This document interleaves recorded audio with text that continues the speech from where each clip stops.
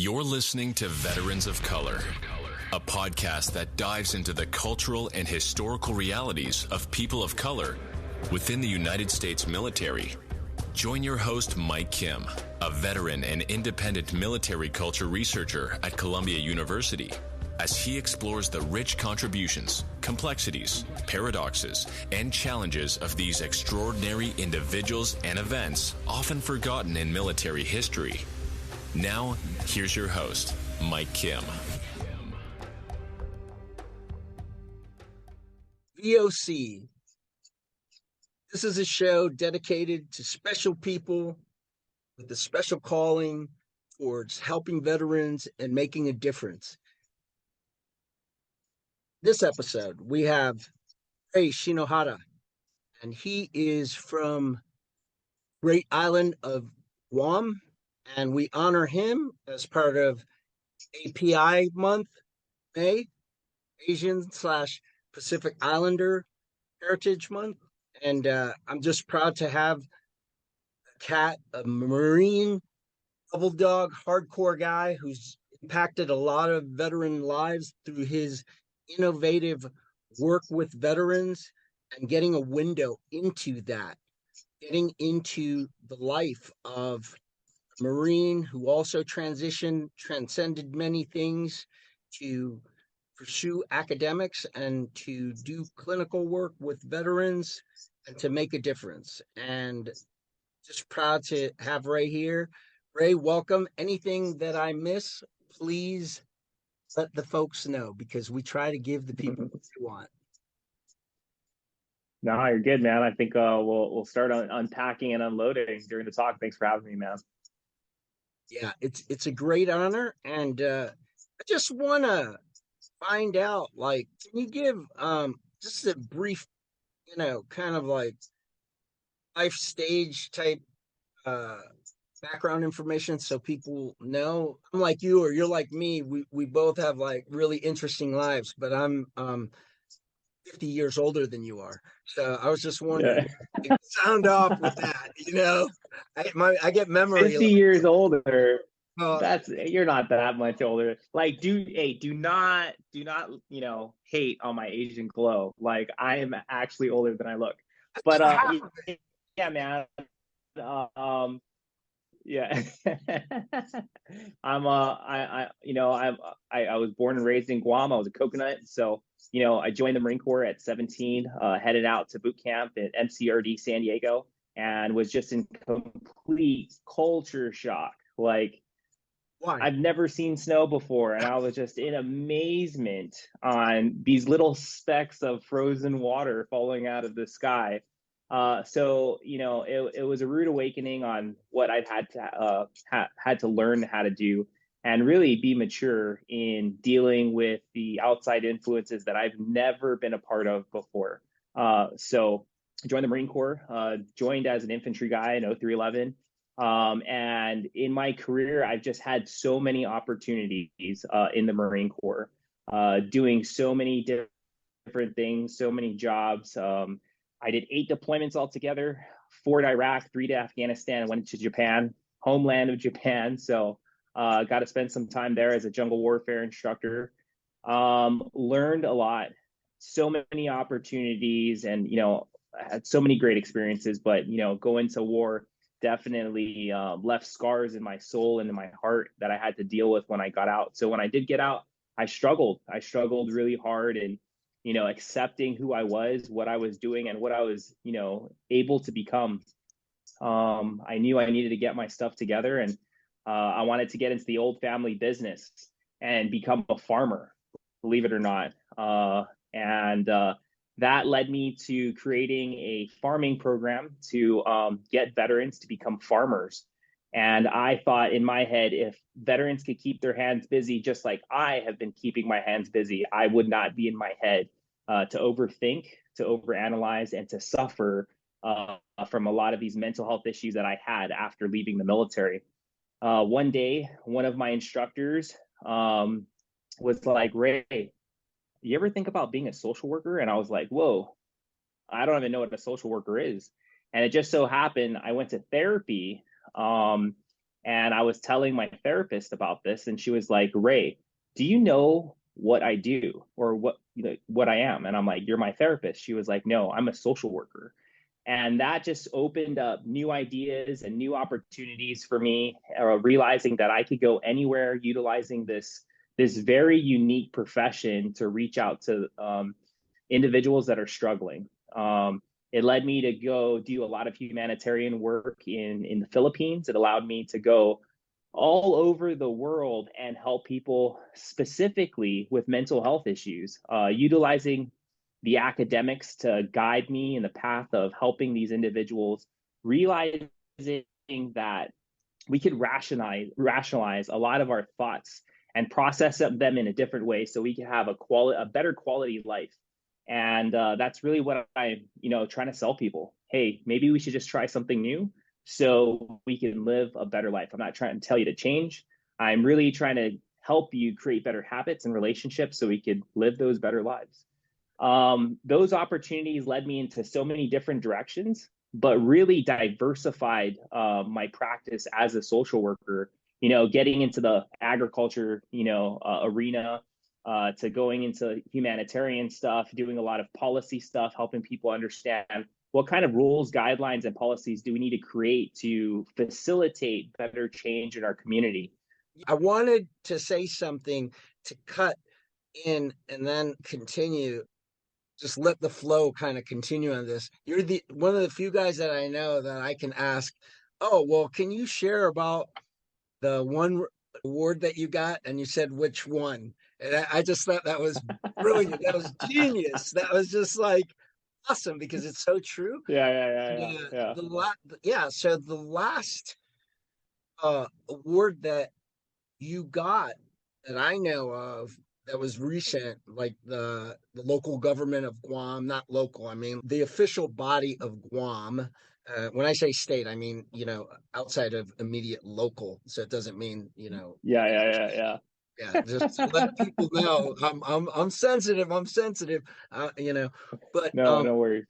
thank you. But I want folks to know about this because that picture's so endearing, and it really made me proud that, a veteran, a Marine like you, someone who's gone through so much and is so valued by the community and honored and the folks around you as you received the award. Can you maybe share a little bit about that particular award? Now we may have to do another show to talk about the others, but um, can you say some things about that one? Yeah. So, I do a lot of work in the community, especially in the veteran community on Guam. It doesn't mean I'm not doing anything for any other place. It's just that's where I live and I do a lot of my work. So I help veterans that are struggling with mental health issues, homelessness, and it's led me down to helping regular homeless people too. But recently, back in December, I ended a huge hike. Me and my buddies walked across the country. They started from Boston, Massachusetts, and we got all the way to Newport, Oregon. I met up with them in Illinois, and then I finished the rest off with them because I had other trips I was doing. I did a lot of hiking that year, last year, and we ended in December. So the reason why we were hiking was to raise awareness for America, the recovery of America's missing in action. So there's not a lot of talk or a lot of information about the boys that we lost in World War II and the previous wars, and they're still out on the battlefield. And there's private organizations and departments within the government that are still trying to put effort into locating them. And I just had a crazy hike across the country, meeting all sorts of people that didn't know about it. And then some people that their families got recovered and they wanted to share their story with us. And it was super impactful, super sentimental, but super powerful considering, as a Marine or any service member, we're always told that we don't leave anybody behind. Well, the truth is we did. And being able to live up to that institutional value of leaving nobody behind and being able to be a part of the organization to, help them out. I did. Every step that I took, I was more invested into the idea of returning these lost and fallen from the previous wars till today. I'm in Tarawa, Kiribati, and literally just finished digging holes looking for our nation's missing in action, and they're out here over 360 plus individuals, specifically Marines, that were lost and buried out here in the island of Tarawa. One of the bloodiest battles in Marine Corps history. Flying in, I had goosebumps because as a young Marine, we always heard stories about Tarawa, right? And it was just words. But when you get here, it's like I'm getting goosebumps right now. Like it is just so powerful to honor our lost and fallen. And it's just a plus that I'm a Marine too. So I got that award. It was really, really awesome, really prestigious. But getting awards to me, they're a dime a dozen. That's kind of why I said which one. I do a lot of work, and anybody could do it. And I tell a lot of people, effort. It's just like the military. You have to put an effort to get promoted. You have to put an effort to be recognized and everything. And even though I may not be wearing the uniform today, I put in a lot of effort into the things that I do in life. And my purpose, whether you're a spiritual person or not, is to give yourself into the goodness of the world and make your mark in it. And my mark is helping others. And I've just fell into opportunities, just like opportunities in the military, to help those in need. And it's just brought so much goodness into my life where I get to explore, I get to, be on adventures, but at the end of the day, I get to help the people that I meet in my life. Yeah, that's impressive. And also, I know that you were doing and completing your clinical work and all of that, and then COVID happened, and it even disrupted like my Yeah, study and yeah. all that. But you and I did different things to make a difference, and I just really appreciate the way you were able to go about it, and you were through social media reaching out to folks and starting groups. As a matter of fact, that's how I got to know you, through one of those groups. And can you talk about that too, because that kind of has made a difference in different people's lives. And Yeah. I was appreciative of seeing that work and the folks connected to it. Yeah, man. So, I graduated my master's degree in social work with a concentration in behavioral mental health. So, in that career field and path, you eventually become a therapist or a counselor, whatever specialty you go into, whether it's old people, family, child development, or just general. And usually during that time after graduation, you're doing your clinical hours, trying to get licensure and everything like that. But while COVID was happening, even before, I was seeing a lot of things on Facebook, Instagram, and it wasn't that I was stalking anybody. It was just people were posting about their lives, and it wasn't always in a good thing. And I'm sure everybody's seen some sort of negative post where you're just like, you want to help, but you don't know what to say to them. I wanted to be that person where I could say something to help you in your time of need. So I was saying all the right things. Hey, you guys want to go online or whatever. So I took the initiative, instead of sitting in clinical hours and listening to other people being shadowed by, another clinician that probably is not familiar with today's times or this particular demographic or type of people. I just went straight for it. I'm a veteran. I want to talk to other veterans, and I'm using my lived and shared experience to help people live a better life, right?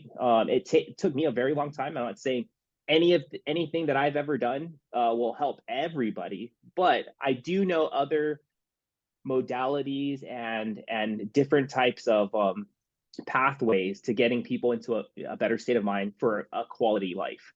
And I started groups online, bought a Zoom account and just started doing groups pretty much 5 times a week, pretty much. And how me and Mike met, we met on Subtle Asian Devil Dog, so a group specifically for Asians that were in the Marine Corps or a part of the Marine Corps or served with the Marine Corps. And it was just a safe place where they could just be themselves and live through shared experience, help each other out, and be there for one another. And I want to intervene here, and I have to let folks know I'm not programming Ray in any way, and he's not programming me. But I just want to say this, and I know this is focused on VOC, Veterans of Color, and everything, and we had great force recon legend. Also, you guys are impressive. All you guys, John Wynn Bay and everyone. And I asked kind of the same questions, and yeah, so like I thought the group was awesome. Not to again raise racial tension because I know it exists. It exists everywhere in any institution and in any different way. But what I felt how it wasn't colorblind or it's not colorblind is that it honored the veterans. So it's basically saying not that we hate white people or we hate these type of people or those type of people, but we're saying, hey, I don't know about you, but at least the way I took it, and fill in the blanks. But I hardly in the Corps, I had great Marines from different, and when I was in the Army, different folks from different races and everything. But it was hard for me to really connect to find like another like Asian warrior with me, in the Corps, in the Army, and it was just great to connect in that group. Again, that group never was like, hey, this or do this or do that. No, Yeah. if anything, it built our camaraderie, and we could make jokes just like Yeah. jokes against other people, but jokes about us or some of our experiences or some misunderstandings people had about us or whatever. But like Yeah. it was used constructively, not destructively. And I'm saying this because there are folks who might confuse my message when I talk about race and pride. I don't use it in a divisive way. I use it in a way of looking at the positive while looking at the whole as far as human beings and Yeah. embracing others. So can you say some things and let us know Yeah. some intentions, because that was a kick-ass group, and I'll shut up. Yeah. Yeah. So, one of the biggest things, is we were a little segmented. It was a group specifically for Marines or former Marines that are veterans now. And that particular group, we were just trying to capture people's attention because of shared and lived experience. We had a commonality, right? And really, we never talked about race in there, or the biggest one, especially if you were in the Marine Corps or any branch of services, what was your MOS? What was your job? And then you start segmenting, like, oh, I was mortar T, I was an infantry guy. And you'll have some people, kind of scoff or not want to talk to them because they can't really connect with them. And we really just connected with just all being Marines. And there was some individuals that were there that were still active duty that participated, which was super cool because we get to hear about what's new with the Marine Corps, what's happening. But I think that's what made the group successful is we started with a very common commonality, but it eventually grew and we started understanding who these people were because, man, that Asian community that we had Chinese, Koreans, we had all sorts, someone from Guam. And it was just amazing that we could connect. And it was just that one commonality. And I think when we talk about like racial indifferences and everything is we're all human beings and we all suffer. We all hurt. But if we're willing to communicate effectively and understand and respect our particular views, because we all grow up from, different lifestyles. We come from different places. I came from Guam, out of all places. I think we could start that dialogue where, we could start becoming friends, and understanding and respecting our values and our belief systems. I totally like embrace that because I didn't think it was like we are the world type stuff. I actually think it was pretty advanced and probably could be used as a case study for like I know that cultural I forgot what it's called. It's like the cultural inventory that focuses on kind of assessing people's cultural intelligence and everything. And I found that the group was helping folks gain cultural intelligence because, Oh, yeah. like you're saying, looking at commonalities And then as we were looking Yeah. at commonalities, like what you were saying, but not ignoring the differences, and you created that Yeah. that group was a safe space for that. Yeah. Yeah, and so It was, and we you know, we approached a couple interesting, yeah, we approached a couple interesting topics within the group. And you know, when we first started talking, you know, there is huge guilt and shame when it comes to the Asian community, and that's kind of how we started the Subtle Asian Double Dog. We wanted people to get out of their comfort zone and be able to effectively communicate with each other, understanding that there is cultural things about the Asian community that may limit effective communication and dialogue. So, you know, the whole, you know, my whole agenda for the talk was to lead it with a topic, right? So we would ask a question and everybody would just go around and talk about it. And one of the topic questions was dating. And that was super interesting. And a lot of times it just, you know, the question ends up being a huge conversation. We ended up, you know, just BSing the whole time. And that happens too. But people are effectively communicating with each other, sharing their experience with each other, and really creating a fellowship that could, you know, last lifetimes. I still talk to some people and check on them through even still till today. But you know, one of the most interesting topics, especially when it comes to gender, because we do have female participants and male participants, was they were cool. dating. They were integrated Sometimes well. Yeah. No, I was just And it wanting to was let. interesting Well, it because was good.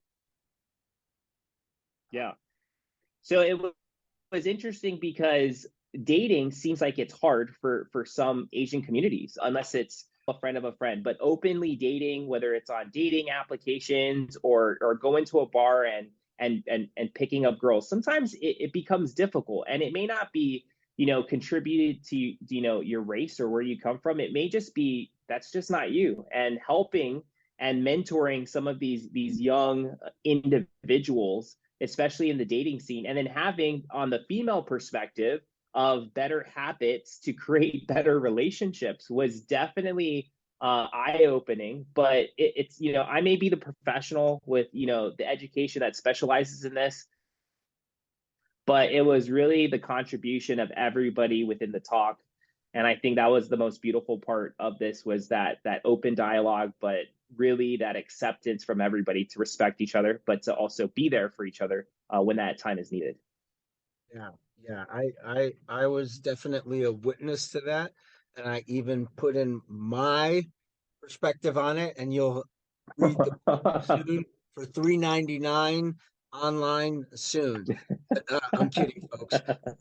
But no, it was great. It was really, and what was great was the exchange of the different types of relationship dating approaches, but also getting the female side and the male side. And yeah, and in a very civil, like I didn't see, like in some of these outside, I'm not talking about these channels, but like these other channels that might be kind of like these incel type of channels, or these, you know, negative dating type of channels. I noticed nothing of that. And then I also noticed a lot of great information also, because dating is part of reality, as Freud said, you know, love and work, you know, kind of like make human existence. So I was happy to hear that in the group and all those perspectives. But then I also was able to really get like a lot of great information, that peer to peer kind of like day to day kind of like updating on folks, you know, if they had gotten a job or if they had gone through this, and someone would add Mhm. this or that. Can you tell folks that might be listening, whether they're a veteran or a veteran ally or active duty, or folks working with veterans, the importance of peer to peer kind of work? Yeah. So like peer-to-peer, specifically in that peer-to-peer support realm, is just creating a support group, right? You know, it's always nice to have a friend that's a mechanic, because you're always going to have problems with your car, right? If you're not a car person.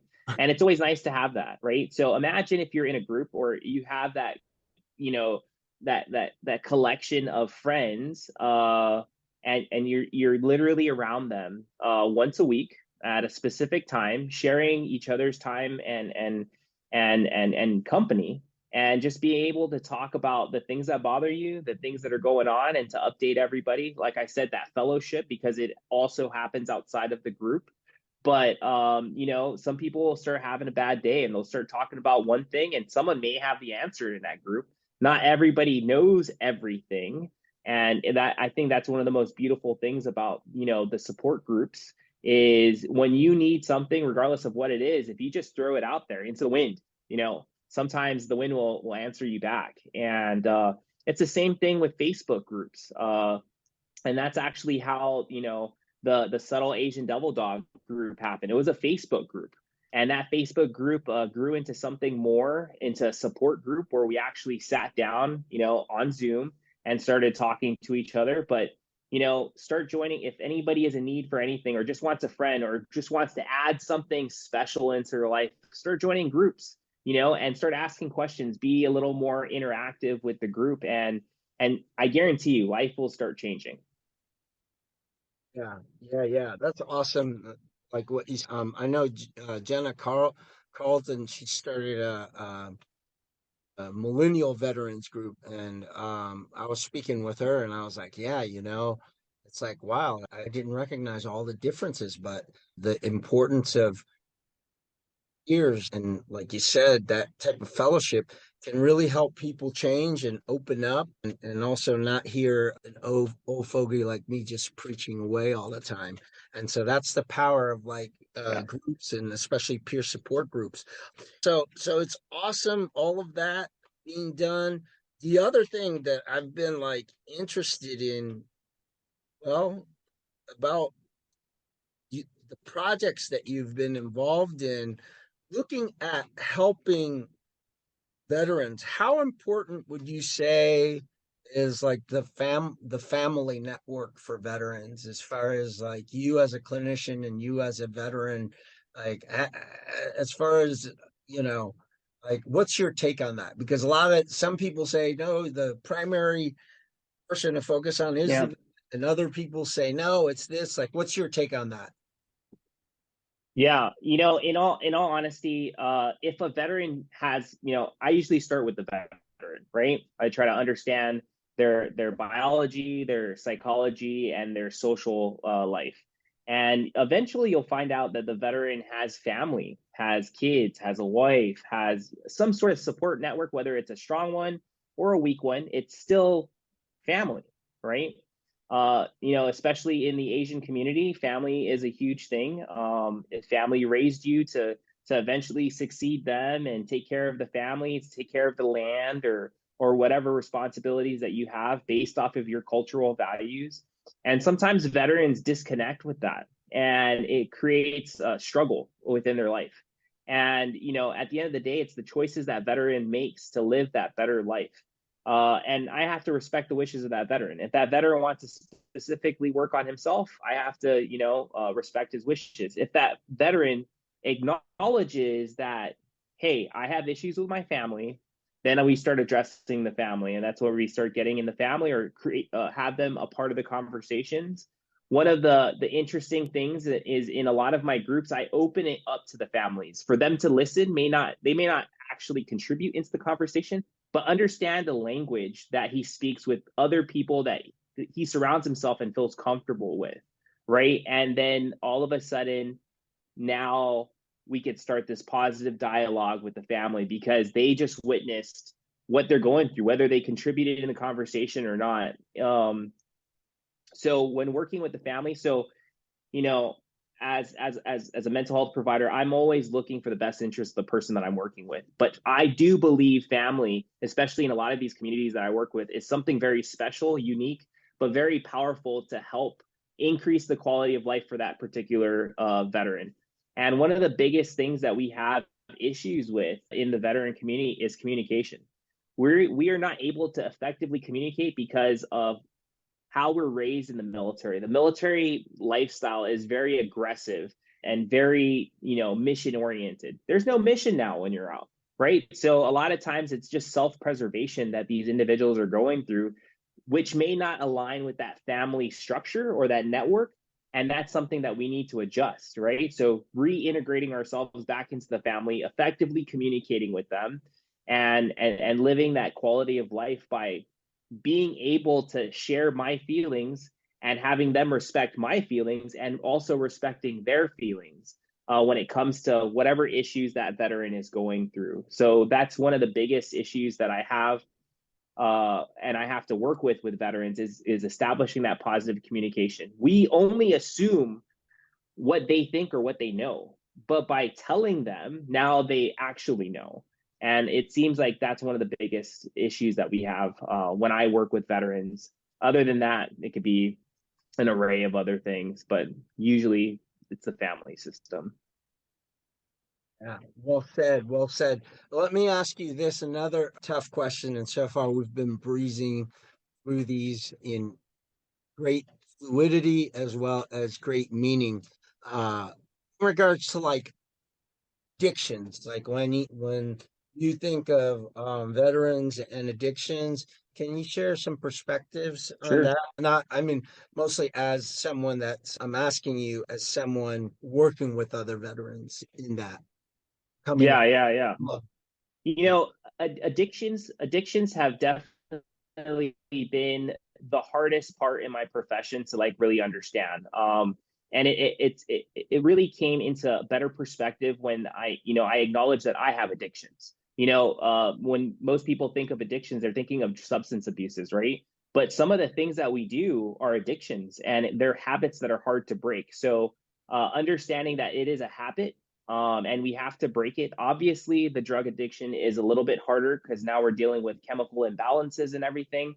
But creating that peer support or that fellowship, the groups, I've had a lot of people with addictions come to the groups and they created better habits and relationships because they had better people around them.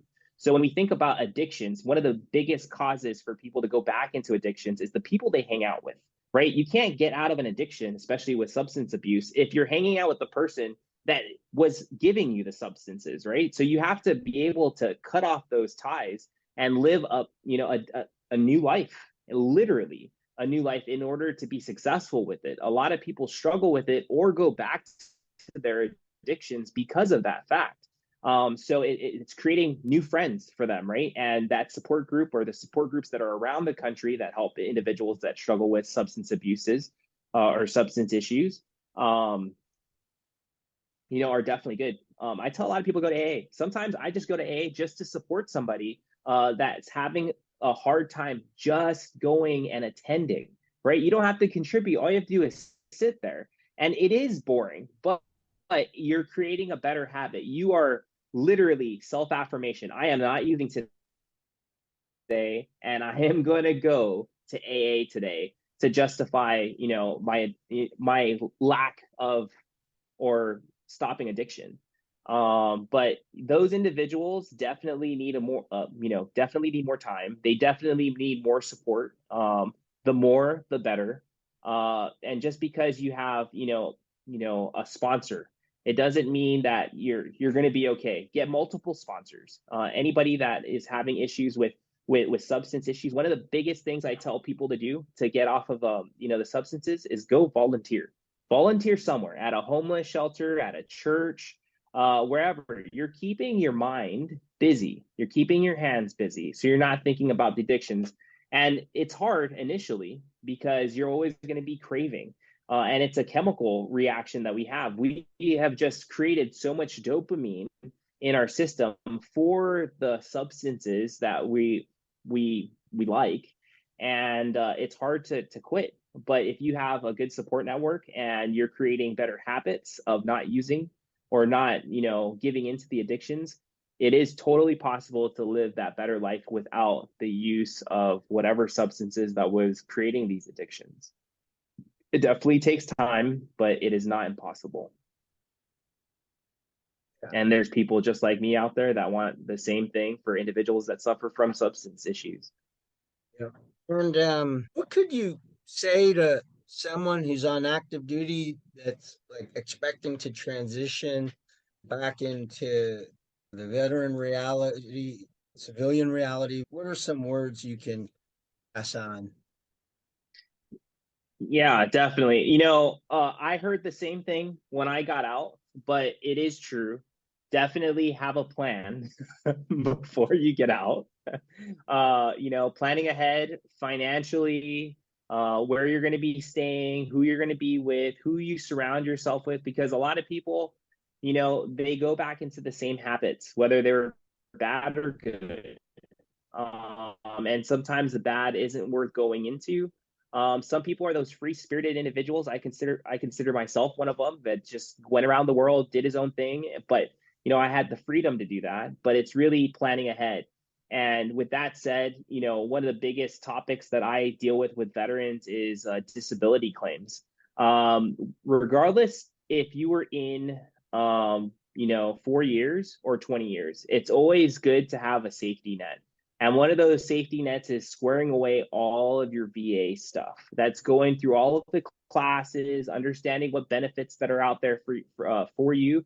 If you rate any of these benefits, make sure that they're all squared away. If you feel like it's unjust and undocumented, then definitely go and get that stuff checked, because it is way harder to deal with as a veteran, but it is not impossible.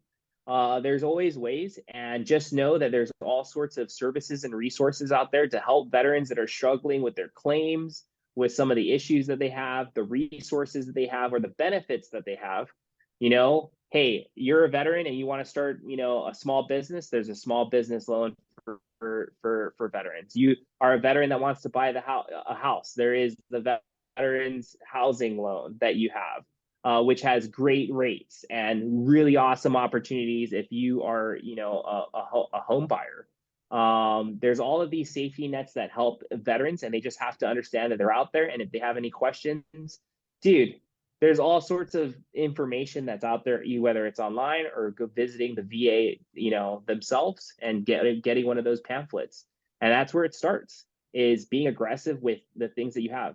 Some individuals get out of the military and they just want to cut off everything. But realize this, at a veteran at 10% is receiving a couple $100. That couple $100 may not just be for you. It can help you and your family during a time of struggle. And it is something that if you rate, you rate. If you don't rate it, then hey, you know what? It was a good time in the military. Thank you for your service, whether you were the butcher, the baker, or the candlestick maker.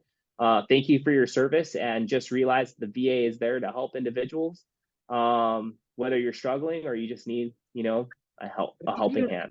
Yeah, just getting registered. I mean, you don't need disability to receive the health care, and you can even use the different types of insurance, and you'll still be better off as a veteran with medication. So the point that Ray is making is important, because yeah, take care of, the stuff, that you're rated for, and then also look at things that are tied to the VA that are not related to that, but can still help you, because there's a lot of stuff out there. So I really appreciate Ray's message to folks right now, because you do need to be assertive about that when you're discharged. Great.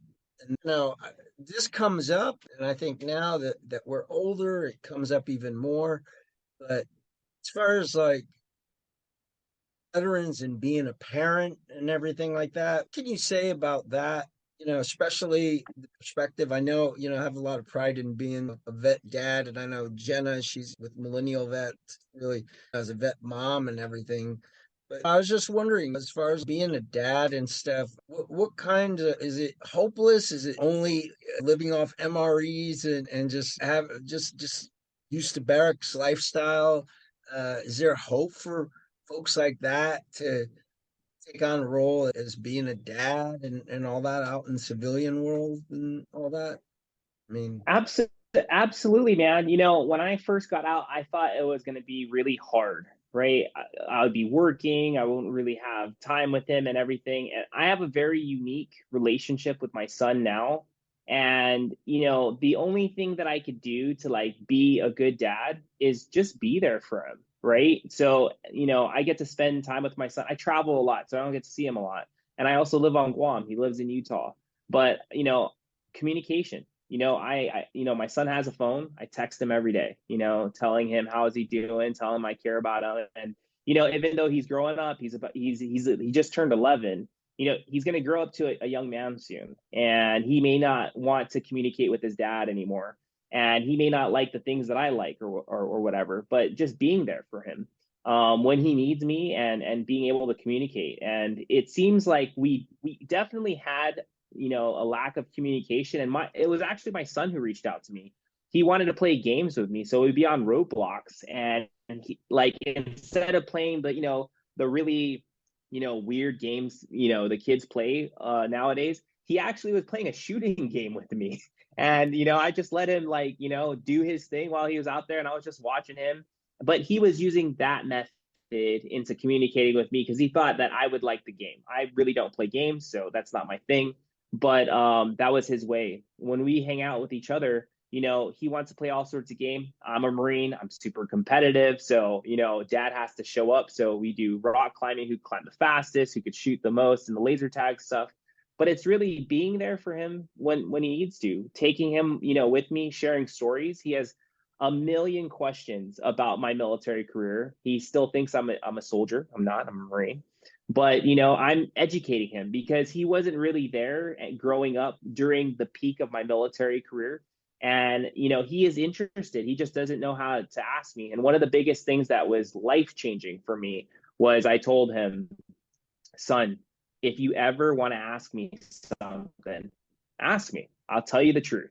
And since I opened up a can of worms with that, because he asks me everything now, he feels completely comfortable in asking me whatever. And he's very interested in my military career, or how to do things, or how does dad know how to do these things? And I tell him it was the military that taught me, or at least gave me the initiative to make that initiative to understand what I'm doing, whether it's rock climbing, diving, or doing something crazy, like some of the things that I do nowadays. He's always wondering, how do I know so much? And it was the military that gave me that opportunity to know those things. So communicate with your kid, talk to him. Positive words, positive words. I really appreciate that.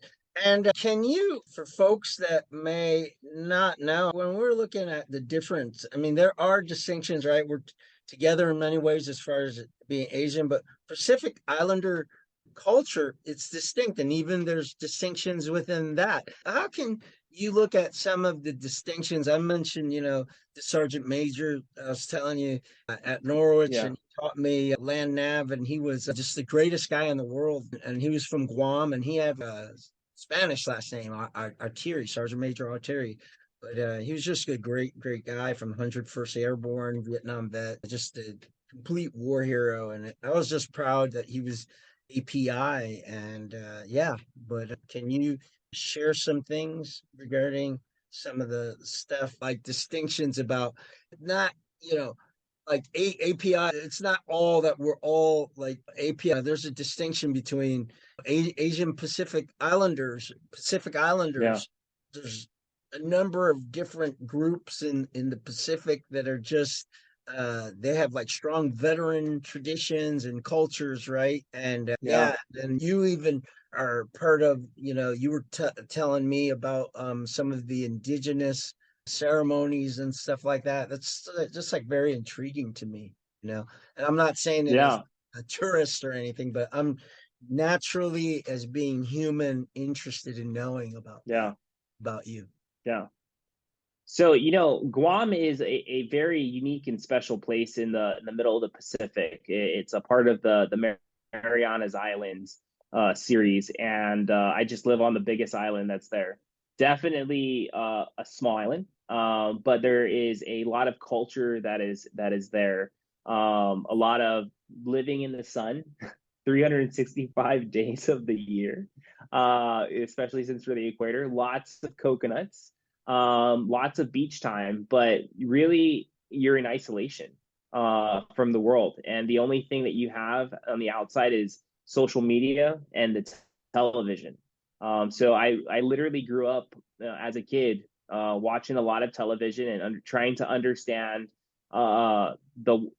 America even though I'm on an American territory, I'm in the middle of the Pacific Ocean, way smaller than Hawaii. And it's interesting because a lot of culture shock that I went through joining the military.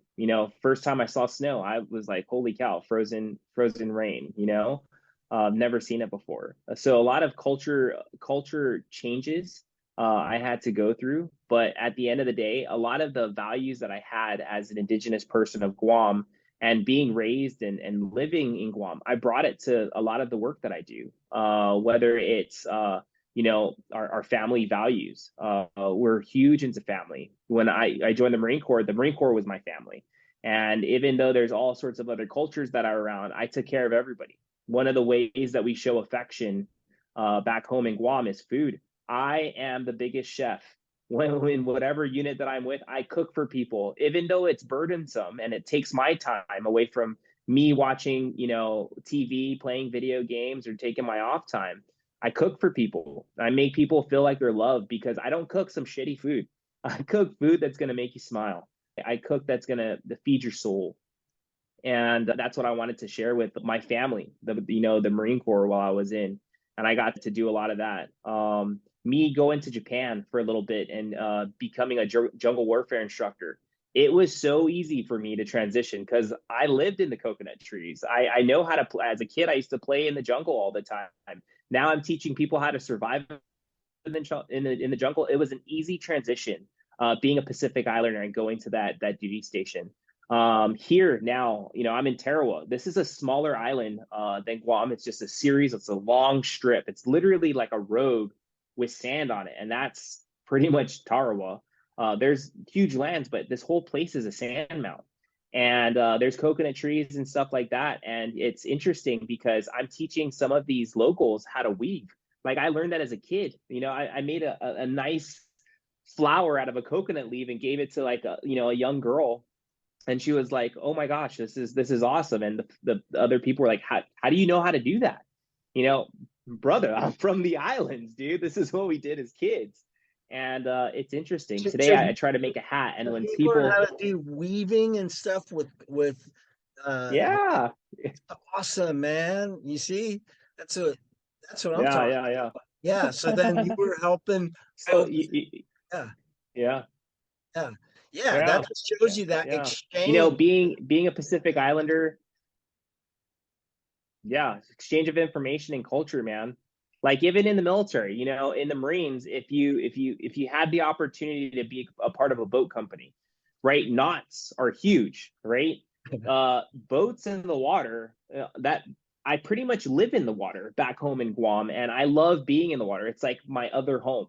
And I feel completely comfortable in it. So when I joined the Marines, it was too easy, man. like swim qual, come on, man. Other than having to wear all that gear, like I felt completely comfortable in the water. Doing some of these effects, like in North Carolina, where there was bull sharks and everywhere. Like, dude, man, the shark is like my brother. Like I live in the ocean. I'm a part of the ocean. And you have to have that respect. A lot of people don't and get afraid. And, that's why we call some of the people who can't swim iron ducks, because they get afraid and they create all of this energy that just sinks them to the bottom of the ocean. Versus me, I'm completely comfortable. I'm fluid in the ocean. And it's only because of my relationship and my, me being from Guam that's helped me be more successful in that particular job. Yeah. Awesome. That's awesome hearing this. And it's not just limited in that, but in the different ways that you were able to live like a, great career in the military and serve, and to be able to do it with so many deployments and to still be able to give back on so many ways. It's so commendable about you. And I was just wondering, any last words, and also any type of for those that may want to know more about you or anything, please share as much information as you want. Yeah. Honestly, my life is an adventure. I go where the opportunity leads me or the wind blows. And it's led me to so many places and so many opportunities. And if you're interested in following what I'm doing, being a part of it, or contributing in some way, whether it's good company, conversation, or just to watch what I'm doing, you can find me on all the social media platforms, Instagram, Facebook, and I'm pretty sure you'll link it in after this whole thing is done. But yeah, I'm still alive after all of those deployments, and I want to contribute more in the service of others to help other people live that quality and better life. Awesome. Thanks for having me, man. Thanks for joining. And I want you to come back and also be part of Veteran, etc., the other show, because I'm not just limiting you to VOC. And yeah, man. I appreciate it. And go well and be well and join us again. Okay.